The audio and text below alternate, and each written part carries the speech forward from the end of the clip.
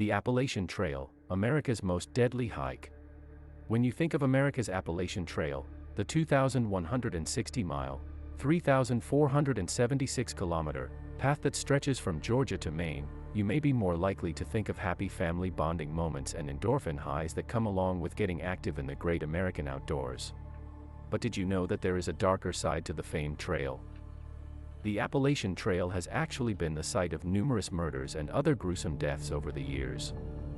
Although you are still more likely to run into problems on the trail because of inclement weather or slipping and falling, violent crime on the trails is not an uncommon occurrence. The first known murder on the Appalachian Trail took place in 1974. To date, there have been 13 total murders recorded. The victims and their stories are in order as follows. 2019, Ronald Sanchez Jr. 43-year-old Ronald Sanchez spent 16 years in the Army and served 3 tours in Iraq. After returning to the States, he embraced his love for nature and took on the Appalachian Trail. He began his trek early in the season, figuring he'd average a slower pace than most due to knee and shoulder injuries.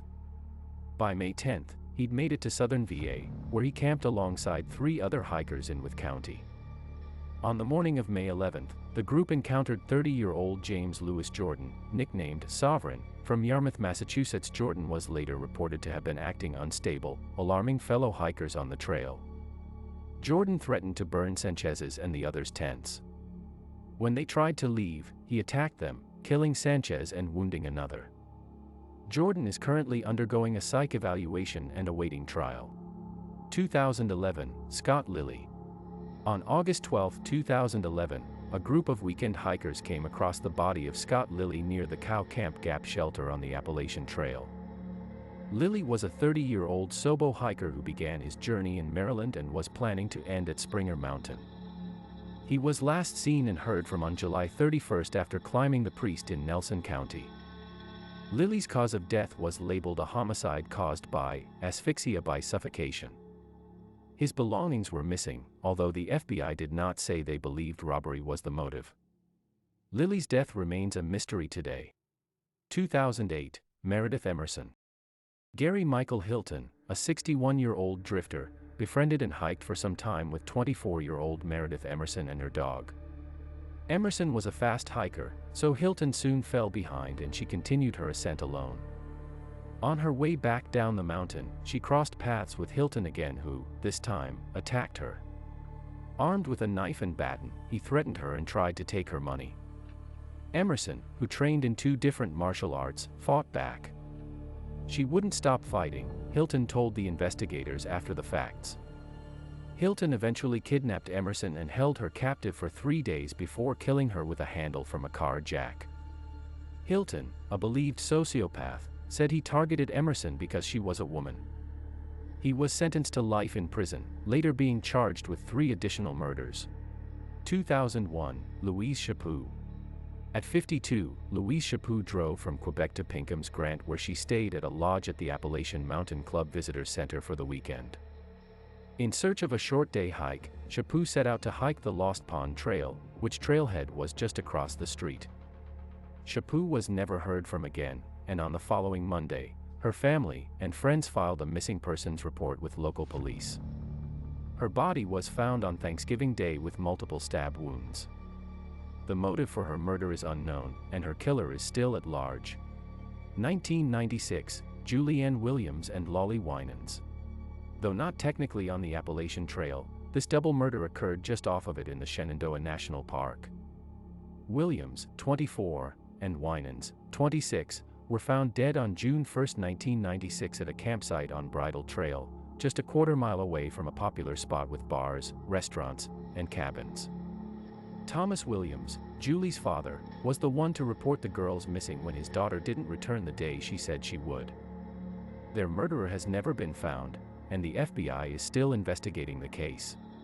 1990, Jeffrey Hood and Molly LaRue. Jeffrey Hood, 26, and Molly LaRue, 25, were a young thru-hiking couple who spent their last night staying at a shelter near Cove Mountain. They were shot and stabbed by Paul David Cruz, a wanted killer on the run from Florida police.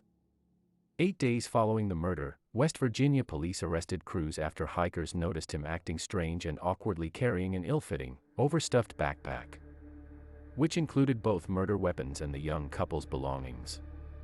Cruz, a manic-depressive and frequent drug user, was charged with 2 counts of first-degree murder and is currently serving 2 life sentences without the chance of parole.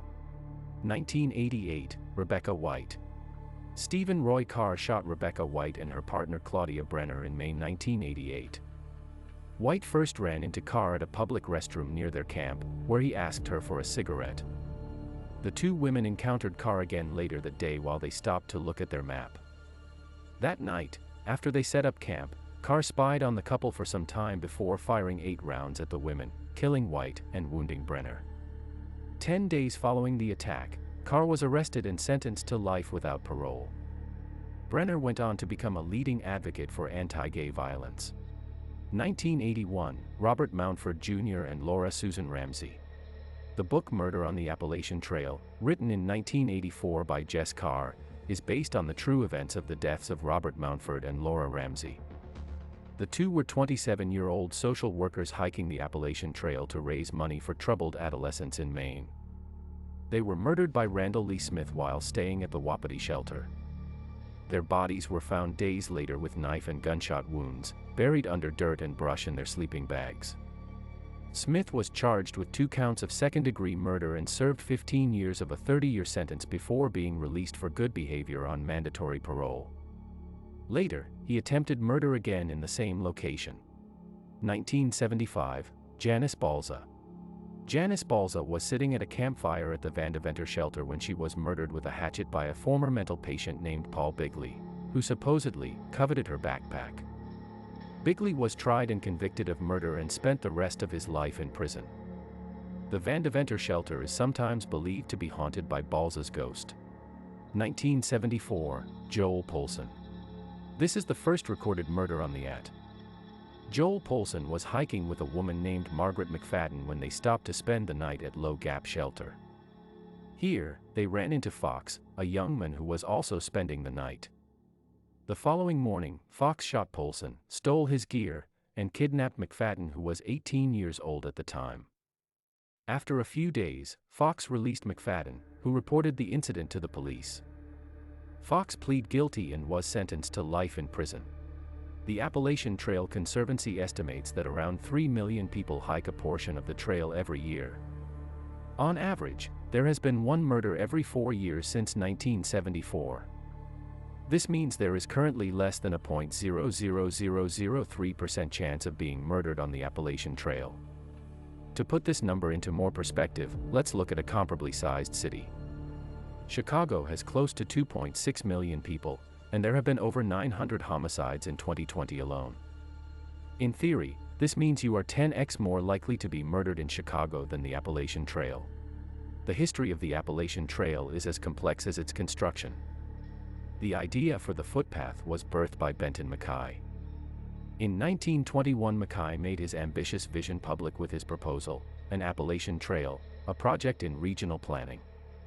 However, in his proposal, Mackay envisioned much more than a simple hiking trail. He dreamed of a utopian ideal with small, cell-phoning community camps set up near the trail supported by food and farm camps where people could come reap the numerous benefits of mountain living. Over the next several years, Mackay spent his time trying to gain support for his ambitious plans. In 1925, Mackay eventually found enough like-minded individuals to organize the Appalachian Trail Conference, eventually becoming the Appalachian Trail Conservancy, and begin developing a plan of action for the heart of his proposal, a walking trail from New England to Georgia. Through the latter half of the 1920s, the Appalachian Trail saw little progress. The Appalachian Trail had succeeded in connecting existing trails and breaking new ground in the north, but progress in the southern regions was lacking. Arthur Perkins, a retired judge from Connecticut, took control over the Appalachian Trail Conservancy from Mackay near the end of the decade. It was Perkins's efforts that attracted the attention of a Washington lawyer known as Myron Avery. Avery and a few other local supporters began mapping out a path for the trail through northern Virginia and West Virginia. Eventually, Avery succeeded Perkins as the head of the Appalachian Trail Conservancy, and under his leadership the development efforts for the Appalachian Trail surged, albeit at the cost of internal disputes. As progress on the trail continued, Avery and Mackay's visions for what the Appalachian Trail was and should be clashed. Avery's more pragmatic idea for the trail as a means for making the mountains more accessible to the masses did not align with Mackay's more romantic vision. The feud eventually culminated in 1935, with Mackay diverting much of his attention away from the Appalachian Trail and toward other projects. Regardless, under Avery's continued efforts, the Appalachian Trail was finally connected as a continuous footpath stretching from Georgia to Maine on August 14, 1937. However, work was far from over. The following decade, the trail was plagued with challenges. A hurricane in 1938 heavily damaged parts of the trail in the north. That same year, Congress approved the extension of the Blue Ridge Parkway, which would ultimately displace nearly 120 miles of trail. Conflicts with the trail running through private lands also began to arise. Then, with the onset of World War II, progress on the trail was more or less halted for much of the decade, with many volunteers' efforts focused on the war. However, in 1948, new life was breathed into the trail by a man named Earl Schaefer. A recovering World War II veteran, Schaefer set out on the Appalachian Trail and became the first recorded through hiker in history, a feat that at the time was believed impossible. After the war, trail efforts were able to be refocused. Finally, in 1951, despite never officially being closed, Avery once again declared the Appalachian Trail open as a continuous footpath. Throughout the 1950s and 1960s, work on the trail continued, refining its path. External developments began to encroach on the Appalachian Trail's corridor, prompting them to seek legislative help. Spearheaded by Appalachian Trail Conservancy's co-chairman, Stanley Murray and Murray Stevens, who took the reins after Avery's sudden passing, work began to formulate federal legislation that would ensure the protection of the Appalachian Trail corridor. Their efforts paid off in 1968 when President Lyndon B. Johnson signed the National Trail System Act into law, making the Appalachian Trail the first national scenic trail under the National Park System, NPS. This act would set in motion the long and arduous process of officially acquiring and placing the Appalachian Trail along federal lands. A process that would not be formally completed until 46 years later in 2014. Thank you again for joining us for another video. If you liked the video, please like, subscribe and comment down below and let us know what you would like to hear in the near future. See you all again soon.